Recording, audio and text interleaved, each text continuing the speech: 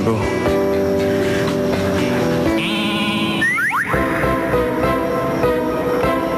Javier?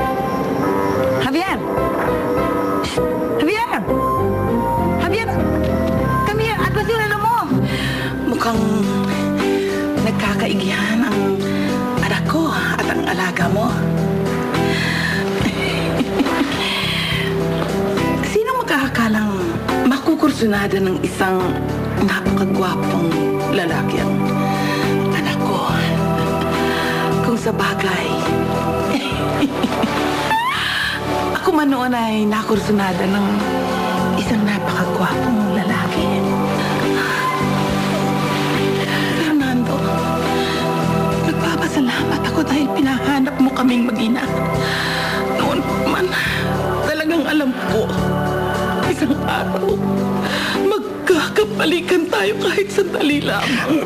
Marikit, pinahanap ko kayo dahil hindi sa gusto kong makipagbalikan sa'yo, kundi dahil gusto ko makabawi sa mga kasalanan ko sa'yo at sa anak ko. Ganon din yun. Hindi ba naalala mo? Fernando, sinabi mo noon sa akin na mahal mo ako. Oh. Bakit parang binuhusan ng suka ang mukha mo? I never said that I love you. Hindi mo natatandaan. Marikit, Yeah? halika rito. Halika rito po. Ang bango mo, Marikit. Opo, kuya. Kita ko yung nakakit. Ayaw mo ba talaga? Kuya, wag po. Wag po dito. Matigas yung sofa. Doon tayo sa kwarto. Okay lang, kuya? Okay. Marikit, lasing ako noon.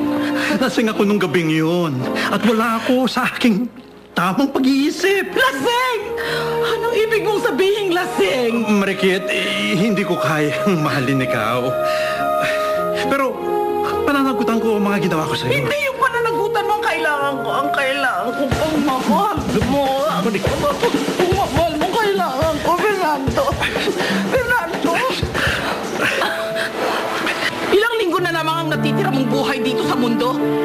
Hindi mo ba ako kayang mahalin? Yeah.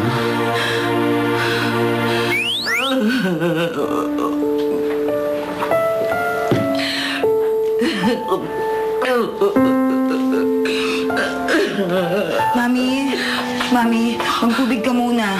Mukhang naparami ang inom mo eh. Okay lang ako. Ako din, Mami. Okay na okay ako. At ang saya-saya ko kasi nagbago na yung kapalaran natin. Tapos, nakilala ko pa ang daddy ko. At dahil... Dahil pa kay Javier.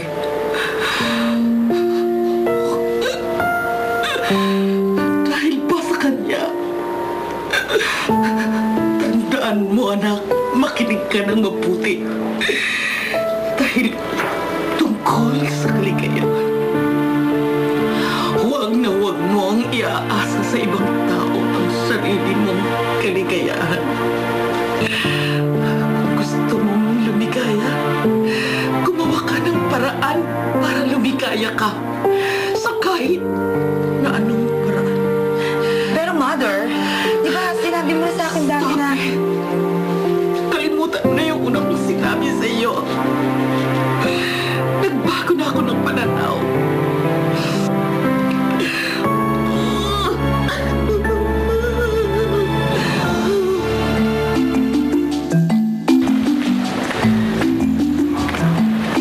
Tukling?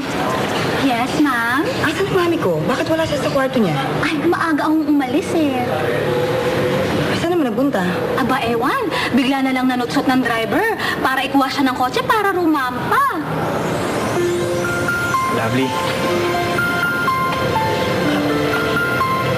Ikaw pala.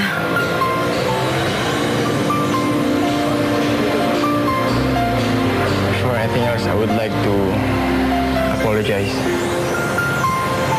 Naku, wala yun. At saka, wala ka namang atraso sa akin eh. Okay lang yun kahit medyo binitin mo ako. At kaya ako dito dahil may binigay sa akin instruction sa father mo. Eh, ano naman yung inutos sa'yo ng daddy ko? Turuan daw kita.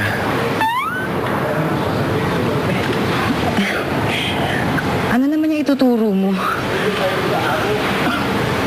Lahat ng kailangan mo malaman.